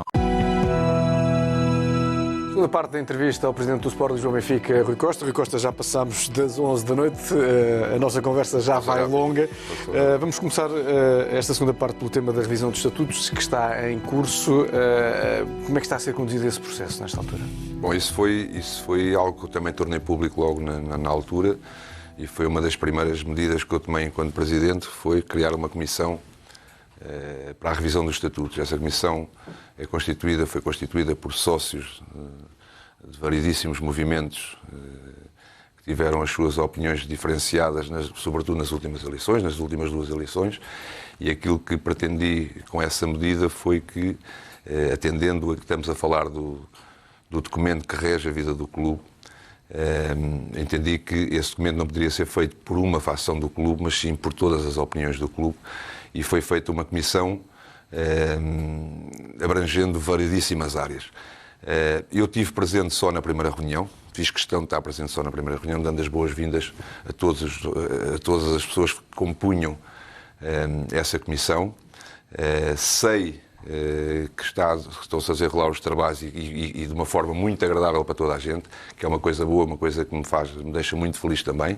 Portanto, é um documento que é de extraordinária importância e é um documento que todos nós tínhamos a consciência que teria que ser revisto o quanto antes.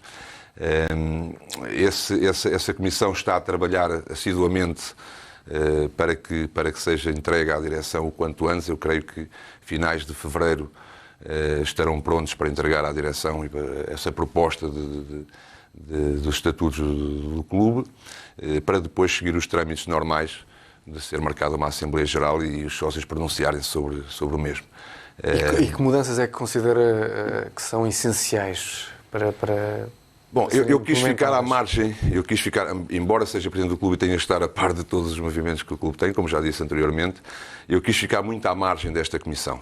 Eu, entendendo, se eu parto do princípio que quero que toda a gente faça parte dessa comissão, todas as frentes fizessem parte dessa comissão, todos os movimentos, todos os sócios que tiveram voz ativa, que tiveram expressão, que expressaram as suas opiniões durante as últimas 2 campanhas, não me quis inserir no meio disso, porque poderia correr o risco de condicionar e de se interpretar até que este documento não é para o presidente atual do Benfica. Este documento é para a vida do clube e, portanto, eu quis deixar total liberdade a esta comissão para tomar as medidas que quisessem tomar e consideram que sejam necessárias para o clube. A única medida que eu já tornei pública até durante a campanha eleitoral, e não foi há muito tempo, foi há 3 meses atrás, e posso dizê-la porque eu hoje estou neste cargo, é, de facto, a limitação de mandatos. Eu sou muito a favor da limitação de mandatos. Agora, tudo o resto, vou esperar que este documento me chegue às mãos e que chegue às mãos da direção, mas na total liberdade desta comissão de criar os estatutos, de desenvolver os estatutos do clube, de forma a que possa ser depois aprovada pela direção e, de consequência, pelos nossos sócios. Rui Costa, falamos das modalidades, temos-lo visto frequentemente nos pavilhões e não só a acompanhar o desempenho das equipas. Que balanço é que faz da forma como as diferentes épocas nas diferentes modalidades têm corrido até agora?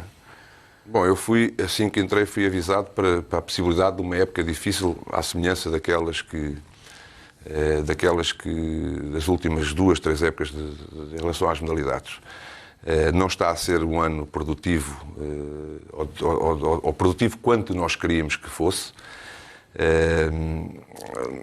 Tivemos aqui um aspecto positivo, realmente positivo, que foi todas as equipas que podiam participar nas competições europeias estão nas competições europeias, que é quase, não sei se é raro, se é único, se é raro, mas a verdade é que temos as equipas todas nas competições europeias. Em termos de campeonatos nacionais, não estão a correr como queríamos. Sabíamos à partida que em variedíssimas modalidades os nossos rivais estão mais fortes.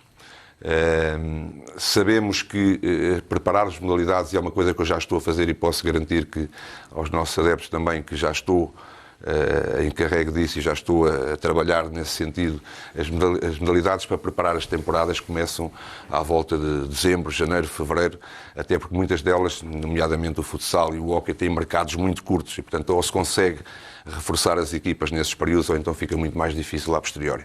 Até porque não há um mercado volátil como é o do futebol, ou um mercado com mais facilidade como é o do futebol. E, portanto, excetuando a nossa equipa de vôlei, efetivamente, que tem sido aquela que nos tem dado isto naquilo que diz respeito à área masculina, excetuando a equipa de vôlei que tem-nos dado as alegrias que tem dado nos últimos anos e continua a mostrar que é claramente favorita a ganhar mais este campeonato. Nas outras estamos em dificuldade, mas o facto de nós termos partido para a época com esse, chamemos-lhe prejuízo, não significa que nós não ponhamos tudo aquilo que podemos pôr e todo o nosso empenho para que possamos aproximar-nos realmente daquilo que são os nossos rivais. E para alcançar esses títulos, alguns deles muito desejados, o caso mais paradigmático será o handball, para alcançar esses títulos, o que é que tem que mudar? Bom, aquilo que eu posso dizer em relação àquilo que está a ser feito e que está a ser planeado e que está a ser... e o facto de eu de me verem muitas vezes nos pavilhões não é só para mostrar aos sócios que eu estou nos pavilhões porque estarei à frente de todas as nossas equipas e não é só nos pavilhões, já estive no rugby também, faço questão de ir a todas as modalidades de modo a poder estar à frente das nossas equipas, mas também a conhecê-las por dentro. E, portanto, uma das razões que me veem muitas vezes nos pavilhões, inclusive tenho ido a alguns treinos até nos pavilhões, é exatamente para conhecer por dentro aquilo que realmente está bem feito ou de mal feito nas nossas modalidades e que eu possa meter as modalidades como todos nós ambicionamos e colocá-las no caminho das vitórias. E, portanto, iremos com toda a certeza investir mais e melhor naquilo que é as modalidades. Nós somos o único clube que temos as 10 equipas das modalidades, portanto as 5 masculinas e as 5 femininas, e isso traz os seus custos acrescidos, traz as suas dificuldades também de gestão financeira e de gestão de tudo o resto, de logísticas e por aí fora. Mas nós não podemos fazer disso uma desculpa, nós temos que fazer disso um orgulho. Somos a única equipa, somos do clube, temos as 10 equipas e temos que fazer disso um orgulho. Agora, se as temos que jogar para ganhar, não adianta estarmos em patamares de não ter a possibilidade de ganhar. O handball, de facto, nos últimos anos é aquela que menos ganha, ou aquela que há mais tempo não ganha o campeonato. Um dos nossos rivais está num patamar, indiscutivelmente está num patamar acima, nós temos que nos aproximar o quanto antes, em todas as modalidades que não estamos superiores, temos que nos aproximar o quanto antes dos nossos rivais. O handball é uma delas, é das mais difíceis até de nos aproximar. Fizemos ainda um esforço este ano, com a vinda do Moraes, ainda consegui, a determinada altura, consegui trazer o Rogério Moraes, mas, no fundo, esperávamos mais daquilo que tem sido feito. Acredito que esta equipa ainda se vai desenvolver muito mais, acredito que estas equipas, quer a do handball, quer a do futsal, quer até a do hóquei, que cresçam ao longo da época. E tem passado essa mensagem para as equipas? E tenho passado essa mensagem porque, repare, eu acabei de dizer que nós iremos investir mais e melhor, mais atempadamente e reforçando as nossas equipas de maneira que possam lutar por títulos, mas isso por si só não chega. O investir ou chegar, e até porque tem de ser coisas com pés e cabeça. Quer dizer, colocar dinheiro em cima dos problemas não é necessariamente a resolução do problema. E, portanto, é um facto que nós temos que melhorar as nossas modalidades, mas também, e como eu disse, por si só não chega, é preciso que mude aqui também muita da mentalidade e até mesmo de estruturação daquilo que é as modalidades.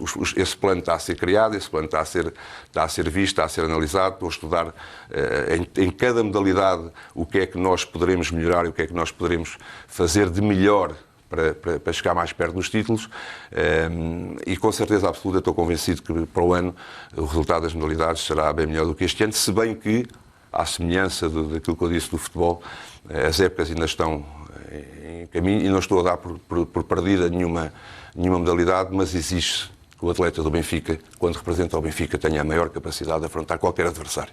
E isso eu exijo, seja lá ele no futebol ou no ténis de mesa. Isso é uma exigência que eu faço, como faz qualquer benfiquista, porque foi assim que eu cresci no Benfica, é assim que nós queremos ver os nossos atletas. Também exemplo do futebol, as vitórias trazem mais pessoas aos recintos. No caso dos pavilhões, o Benfica continua a lidar com essa circunstância dos jogos de uma forma genérica, terem sempre uma assistência muito reduzida nas bancadas. Certo. Deixe-me só fazer uma nota. Eu falei da parte masculina das nossas modalidades, mas a parte feminina também conta e muito. É uma aposta considerável do clube nos últimos anos. Considerável no clube, nas 5 modalidades dos pavilhões, no futebol feminino e, portanto, já nesta área nós temos tido resultados fantásticos e, portanto, eu quero enaltecer aquilo que tem sido feito na área feminina, na construção das equipas femininas. Este ano teremos um pouco mais de dificuldade no futsal feminino, perdemos 2 jogadoras importantes. Tinha acabado eu de entrar quando recebi essa notícia, a Fifó e a Janice, que foram para a Itália e que em breve estou convencido que voltam a casa. Perdemos a Ana Catarina, melhor guarda-redes do mundo, e perdemos a Raquel agora com uma lesão no joelho, e, portanto, é uma equipa que tem sofrido alguma mudança e, portanto, trocámos de treinador agora também, por escolha do próprio treinador. É uma equipa que tem sofrido mais do que aquilo que deveria sofrer, é uma das equipas mais tituladas das nossas modalidades, mas ainda assim é uma equipa que continua composta para lutar pelo título, e ainda assim as nossas modalidades, onde somos campeões de basquete, de futsal e de hóquei patins, têm dado respostas fantásticas e enaltecer o trabalho que foi feito, ou que tem sido feito, naquilo que é a área feminina. Quanto aos Relativamente aos pavilhões, é um dado que também não vem de hoje, e eu acho que há aqui uma pescadinha de rabo na boca que a gente tem que resolver. Eu acredito que melhores equipas, ou equipas mais prontas para lutar por títulos, traga mais gente. Também acredito que mais gente nos pavilhões ajude que estas equipas sejam mais fortes e que estejam mais próximas de ganhar títulos.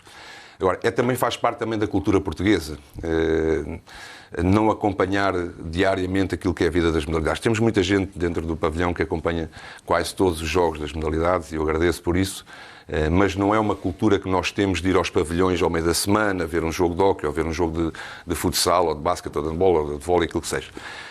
É sabido também que quando chega às fases finais e sobretudo quando chega aos derbys e os clássicos, os pavilhões enchem, mas inevitavelmente nós temos que criar aqui alguma coisa que faça com que o sócio do Benfica, que o adepto do Benfica, esteja mais presente com as modalidades. Nós não podemos só ser críticos quando as modalidades não ganham e não ir nenhuma vez ao pavilhão também. Portanto, é necessário que nós, se nós falamos tanto das modalidades e se temos tanto carinho pelas modalidades, é necessário também que nós possamos corresponder nesse sentido também. Estamos a estudar todas as medidas oportunas para poder envolver mais os sócios com as modalidades. Estamos a fazer esse estudo que possa, já ainda nas fases finais, que possa ter uma envolvência diferente, mas posso anunciar desde já que a partir deste momento, e preservando os sócios que têm a cota modalidade, que não perderão com isso, mas posso adiantar desde já que os pavilhões a partir daqui estarão abertos a todos os sócios. Para os jogos? Para todos os jogos. Muito bem. Rui Costa, ainda a propósito das modalidades... E isto, desculpe, já agora, Luís, só um... porque quero deixar bem claro, porque alguém falará da parte financeira, mas agora o Rui está a abrir os pavilhões e a parte financeira, vamos perder dinheiro. O dinheiro que nós acabamos por perder com esta medida é muito curto para aquilo que nós possamos ganhar em termos desportivos e em termos daquilo que é os nossos sócios dentro dos pavilhões. E, portanto, não é a medida que nós iremos tomar para voltar as pessoas todas aos pavilhões, mas é uma das medidas que nós vamos fazer. E como ela pode ser implementada desde já, o convite que eu faço é esse mesmo. A partir daqui os pavilhões estão abertos a todos os sócios do Benfica, para todas as modalidades, e nós paramos lá por eles, como é óbvio. Bem, falta perceber qual será a resposta. Obviamente que é um incentivo simpático para que as pessoas estejam... Não, é uma medida, acaba por ser uma medida muito fácil. A bilhética que nós temos dos pavilhões é diminuta. Comparativamente a podermos encher os pavilhões e desportivamente estarmos mais prontos e termos uma casa, mais um espaço aberto para os nossos sócios, é uma mais-valia enorme. Ainda a propósito das modalidades, recordo-me de ter falado de um espaço de alto rendimento que podia-se, no fundo, receber todas as modalidades. Como é que está esse projeto? Foi uma promessa eleitoral que a vou cumprir, com toda a certeza que a vou cumprir. Ando mais ou menos a esconder aqui um bocado do jogo, mas acho que hoje é uma boa oportunidade para desvendar pelo menos um bocadinho o véu. Não totalmente, porque aquilo que nós estamos a planear não está, ou que andamos à procura, não está ainda concluído. Mas sim, eu prometi não como campanha eleitoral, mas por considerar que seja uma necessidade extrema das equipas, uma necessidade extrema, acima de tudo, do clube. Nós hoje temos variedíssimas equipas a treinar por todo lado. Muitas delas hoje treinam deste lado, amanhã treinam daquele, sem casa própria. Isso para mim, enquanto benfiquista, não me agrada absolutamente nada. Não ter as nossas equipas, queremos as equipas, portanto, se queremos as equipas, temos que ter os espaços para elas. E desde logo não me agrada que estas equipas estejam espalhadas por todo lado. É um facto e é uma verdade que este projeto já existia no passado, portanto, criar um centro de alto rendimento, um centro esportivo, como quisermos chamar. O que eu pretendi logo de imediato foi alargar um pouco mais este espaço, portanto, onde pudesse albergar também o rugby, o projeto olímpico e todas as nossas modalidades, que não houvesse modalidade a trabalhar fora de uma casa que não se chamasse do Benfica. Mas neste momento, e é aqui que eu aproveito para desvendar aqui um bocadinho, para criar aqui um frisson, aquilo que nós estamos a tentar finalizar neste momento é algo muito maior do que isso. Estamos à procura, estamos a trabalhar afincadamente para conseguir um espaço maior do que aquilo que inicialmente eu tinha pensado, com um projeto zona de Lisboa? Na zona de Lisboa, com um projeto bem maior, onde possa aí sim albergar o Benfica inteiro. E portanto, quando diz o Benfica inteiro, significa todo um espaço com uma dimensão que tudo aquilo que seja Benfica, excetuando o estádio, possa estar no mesmo espaço. E se conseguirmos isso, isto deixa de ser a cidade esportiva, ou o centro esportivo, o centro de alojamento, e passará a ser a cidade de Benfica. E tenho a certeza absoluta, portanto, conseguindo aquilo que nós estamos a estudar e que estamos à procura, e que estamos a tentar finalizar neste momento, portanto, já estamos em trabalhos, estamos a tentar finalizar, eu posso dizer que é um projeto único no mundo, e tenho a certeza absoluta que, finalizando esse projeto, não há benfiquista que não sinta o maior orgulho naquilo que será a cidade de Benfica. Pegando nessa sua ideia, não resisto à tentação de perguntar se inclui, no fundo, transferir o Seixal também para essa futura zona. O Benfica fica com uma área disponível para fazer o que quiser lá dentro. É claro que isto não nasce tudo de um dia para a noite. Evidente. É claro que isto não temos um poço de petróleo aqui ao lado onde possa fazer tudo. Portanto, tudo tem que ser feito com pés e cabeça. E, portanto, aquilo que é importante neste momento, em relação ao projeto que eu estou a anunciar, é que a área que nós vamos ganhar ali, a área que nós vamos tentar obter, mais do que ganhar, tentar obter, pode albergar aquilo que nós quisermos. E, portanto, vamos deixar de estar de parte agora ao Seixal, mas tudo aquilo que nós estamos a fazer é para criar esse espaço onde se irá chamar Cidade de Benfica, e garantidamente projeto único no mundo, e onde qualquer benfiquista terá o maior orgulho. Falou também durante a campanha na necessidade de renovar aqui o Estádio da Luz. Sim, como é que está esse processo? Isso é outro... Também não é um processo fácil, não é? Isso é outro dado, não é um processo fácil. Outra promessa, eu acho que essa promessa nem é como presidente do Benfica, é como benfiquista. Olhar para o nosso estádio, eu continuo a achar que o nosso estádio, e percorrendo esses estádios todos pela Europa fora, continua a ser dos mais bonitos. Aquilo que precisa, a meu ver, é de alguma renovação interior e exterior, mas vamos começar pela renovação interior, e posso também adiantar e anunciar, isto tem sido trabalhos feitos ao longo destes 3 meses, e tem sido indo ao encontro daquilo que também são as vontades dos nossos adeptos, que são... Cada vez que se fala do estádio, não há adepto que não me diga Rui, as cadeiras, o ecrã, por aí fora, não sei o que mais. Garantidamente, no início da próxima temporada, quando os nossos adeptos voltarem para a próxima temporada, já irão encontrar os ecrãs novos, os LEDs à volta dos anéis novos e as luzes em LED novas. O que permite o que permite outra atmosfera completamente diferente no estádio. O que é que ainda está em discussão e que eu espero... Estas 3 eu garanto já desde hoje. O que é que eu espero ainda que nessa mesma altura seja possível também já encontrar dentro do nosso estádio? O som e as cadeiras. Portanto, são as 5 mudanças que nós pretendemos fazer no interior do estádio. 3 delas, por orçamentos e pelo trabalho que foi desenvolvido, já está garantido que no início da próxima temporada já está resolvido. As outras 2, portanto, som e cadeiras, nós estamos a fazer todos os esforços para que na mesma altura também já se veja essa mudança. Caso isso não aconteça, também posso garantir que até ao final do ano 2022, esses 5 itens que nós aqui contabilizámos, no início da próxima temporada, até ao final do ano, iremos encontrar no nosso estádio. Portanto, a próxima entrevista em janeiro de 2023 já temos um ambiente diferente. Na próxima entrevista em janeiro de 2023... Não, eu não sei quando será a próxima entrevista, mas posso-me caracterizar ou posso-me justificar em relação a isso. Eu não pretendo esconder nada aos nossos adeptos. Também foi outra das coisas que eu prometi a todos, mas também não pretendo andar todos os dias de microfone na boca. Portanto, eu não acredito que o Benfica seja uma feira de vaidades, acredito que o Benfica seja para trabalhar e não para andar sempre com microfones na boca, mas sempre que se justifique alguma justificação, e passa a redundância, alguma justificação aos sócios do Benfica, aos nossos adeptos, por alguma razão, eu cá estarei para fazer essa mesma explicação. Agora, não me peçam para andar todos os dias de microfone na boca, porque não é esse, não acredito, não é tanto pela minha pessoa, Rui Costa, mas acredito que o Benfica não necessita disso, não precisa dessa feira de vaidades. E, portanto, falarei quando se justificar falar. Já falou do interior, tenho que lhe perguntar sobre o exterior do estádio. O exterior do estádio também está a ser pensado, não está abandonado esse projeto nem pouco mais ou menos, está a ser pensado, mas uma coisa de cada vez. Eu também acredito que os nossos sócios, os nossos adeptos percebam, apesar de toda a vontade de construir mundos e fundos, não pode ser do dia para a noite, não pode ser tudo ao mesmo tempo.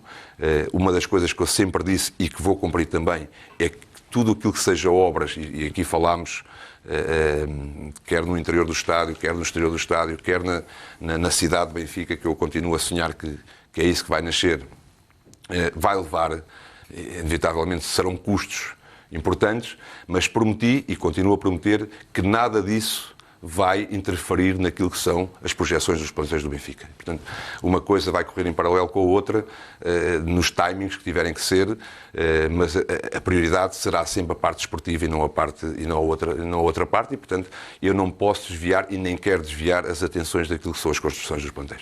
Falou de custos, já agora, como é que está a atual situação financeira do clube? O Benfica tem estado bem financeiramente ao longo destes anos. O trabalho que fez ao longo dos anos permitiu-lhe chegar a uma fase que está muito complicada para todos os clubes na Europa, face ao Covid, em condições de poder superar esse momento. Continua com os capitais próprios bem altos. É inevitável e é escusado dizer que não há empresas, não há clubes que estejam a viver da mesma maneira que se viveu até ao período de Covid. Mas ainda assim a situação do Benfica financeira é estável e, portanto, e assim iremos continuar no futuro, sendo cada vez mais rigorosos e mais oportunos em tudo aquilo que seja despesas e negócios do Benfica. Uma das almofadas mais imediatas para compor as finanças é tradicionalmente a venda de jogadores. O Benfica vai ter que fazer alguma venda no final da época, nomeadamente se não tiver acesso direto à fase do grupo da Liga dos Campeões. Bom, essa segunda parte nem quer pensar tão pouco e não irá acontecer. Nós iremos estar na Liga dos Campeões, isso não é uma promessa eleitoral, porque eu já passei as eleições, mas é uma convicção que eu tenho neste momento e que continuo com ela neste momento e que espero que toda a gente venha ao estádio e que esteja com o clube, tenha essa mesma convicção, e porque é importante estarmos todos juntos neste processo. Se nós vamos ter que vender ou deixar de vender, bom, isto não é um problema do Benfica, isso é um problema do futebol português. Os clubes portugueses são vendedores, por natureza. O Benfica é um clube vendedor, não vou nunca esconder isso, não vou nunca conseguir enganar os adeptos do Benfica a dizer nós não precisamos de vender ninguém, não temos que vender ninguém. Os clubes portugueses vivem das vendas. Aquilo que eu quero neste momento, e em termos daquilo que é o projeto esportivo, é equilibrar o plantel de uma forma que anualmente não tenha que fazer tantas mudanças. Isso serve do ponto de vista financeiro como do ponto de vista desportivo. Neste momento, não posso pensar de imediato assim, porque este plantel precisa ser equilibrado. A partir do momento que nós conseguiremos equilibrar o plantel, a estratégia será sempre essa. Agora, não me peço, eu percebo enquanto adepto, mas a realidade é que o futebol português vive disso, vive das vendas. É impossível alimentar os clubes em Portugal sem ser com vendas. Por isso é que somos o país, talvez, dos países mais vendedores da Europa. E o Benfica não vai conseguir fugir a essa regra. Agora, vai ter que chegar a um ponto, inevitavelmente, onde essas vendas sirvam para colmatar as despesas e, portanto, para reforçar o clube financeiramente, e outras porque tem que vender, porque o jogador já chegou ao fim do seu percurso no Benfica ou por aí fora. Vender o menos possível para que seja necessário colmatar a parte financeira, isso é o objetivo do Benfica. Equilibrar o plantel passa pelo Seixal, passará também por um olhar mais criterioso para o mercado nacional? Equilibrar o plantel significa, desde logo equilibrar o plantel financeiramente, equilibrar o plantel em termos etários, equilibrar o plantel em termos daquilo que é o nosso projeto e olhando cada vez mais para a formação. Nós temos jovens de valor, sempre tivemos jovens de valor, há umas equipas, há umas faixas etárias melhores que outras, mas de qualquer das maneiras sempre conseguimos fornecer a equipa principal com os jogadores da formação. Mas o facto de planearmos plantéis mais curtos vai-nos permitir também essas entradas mais frequentes dos jogadores da formação. Sempre que, vamos lá ver, quando se fala de projeto desportivo ou não projeto desportivo, aquilo que os nossos sócios querem, aquilo que nós queremos todos é ganhar ao fim do ano. Se depois é com jogadores de 30 anos ou com jogadores de 18 anos, é-nos para todos indiferentes. Mas é evidente que nós temos que programar aquilo que queremos para o nosso futuro e passa muito pelo Seixal, passa muito pelo aquilo que nós temos feito no Seixal, pela quantidade de jovens que nós temos de enorme qualidade no Seixal, e desse aproveitamento passa muito por aí, não tenho a menor dúvida. Rui Costa, estamos praticamente no final. Que balanço é que faz destes 3 meses de presidência e já agora do trabalho com os seus elementos da direção? Olha, são 3 meses a viver intensamente mais uma vez o clube, desta vez com uma missão diferente, onde acima de tudo eu percebo que as pessoas, quando entra um presidente novo ou quando entra uma estrutura nova, que queiram que do dia para a noite o estádio vire ao contrário, que sejam feitas mudanças atrás de mudanças. Mas deixem-me dizer que isto é um barco demasiado grande para mudar de guinada, ele afunda. E acima de tudo estes 3 meses serviram para conhecer melhor por dentro aquilo que é o clube, em todas as áreas que não eram áreas que eu estivesse envolvido no passado. Serviram para criar, acima de tudo, alicerces para aquilo que eu quero fazer no futuro e para aquilo que a nossa direção quer fazer no futuro. No meio de tudo isto, falámos aqui de uma série de coisas que temos vindo a fazer, temos vindo a desempenhar. Nesse aspecto estou muito satisfeito, assim como estou muito satisfeito com toda a minha direção. O empenho de todos os meus colegas de direção, a forma como se têm envolvido em todos os processos, a forma como têm apoiado nas decisões para o futuro do Benfica. Muito trabalho está a ser feito, como tiveram agora a oportunidade de conhecer alguns deles, está a ser feito ainda de bastidores, os tais alicerces que eu preciso para um mandato que seja de sucesso para o nosso clube. E agradeço a eles todos por tudo aquilo que têm dado ao clube até este momento.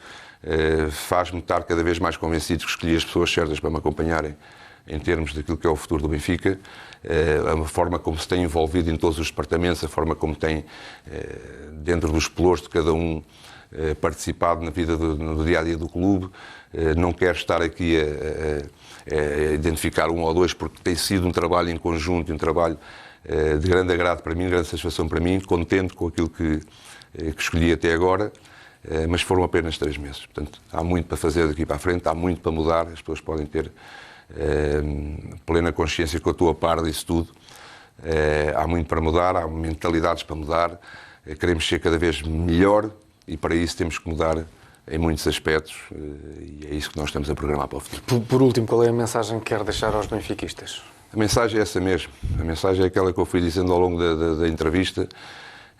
Nós já disse, logo ao princípio, eu não acredito que haja sócio do Benfica que não perceba o que é que se está a fazer lá fora para atingir o clube. E, portanto, aquilo que eu peço é isso mesmo. É que nos juntemos cada vez mais, que sejamos cada vez mais juntos. Eu sei que o momento não é fácil, eu sei que o momento é difícil, quer em termos esportivos, quer em termos públicos, mas nós só sairemos deste se conseguirmos olhar para o futuro e juntarmos todos para combater as adversidades normais daquilo que é um clube, da nossa dimensão. E, portanto, eu continuo muito otimista em relação àquilo que se vai passar durante a temporada. Espero que me sigam nesse pensamento, espero que nos consigamos unir cada vez mais e estar perto das nossas equipas, porque só assim, e nós temos milhares de exemplos de quando estamos juntos, quando estamos com a onda vermelha, a força que nós temos, e nós neste momento precisamos cada vez mais dessa força, ou é um momento da nossa vida onde nos partimos, onde nos unimos. E, portanto, eu não acredito que haja benfiquista que tenha vontade de partir. Portanto, dentro disto, aquilo que eu espero e aquilo que eu peço e aquilo que eu sinto é que nós vamos nos unir todos à volta uns dos outros e vamos fazer o nosso caminho com a grandeza do nosso clube. E essa grandeza passa pela Europa, porque o Benfica já há vários anos que não está nesta... 5 anos que não estava nesta fase neste patamar da Liga dos Campeões, e a ambição é grande. A ambição é grande, o sonho é enorme, a ambição é grande. Iremos ter este confronto com o Ajax, e vamos com o objetivo de seguir em frente na prova e, portanto, É o sonho de todos nós e vamos alimentá-lo. Rui Costa, muito obrigado pela disponibilidade para estar aqui na BTV. Boa sorte para o que resta da temporada no futebol e não só, e também nas respectivas modalidades. Foi a entrevista do presidente do Sport Lisboa Benfica, Rui Costa, à BTV.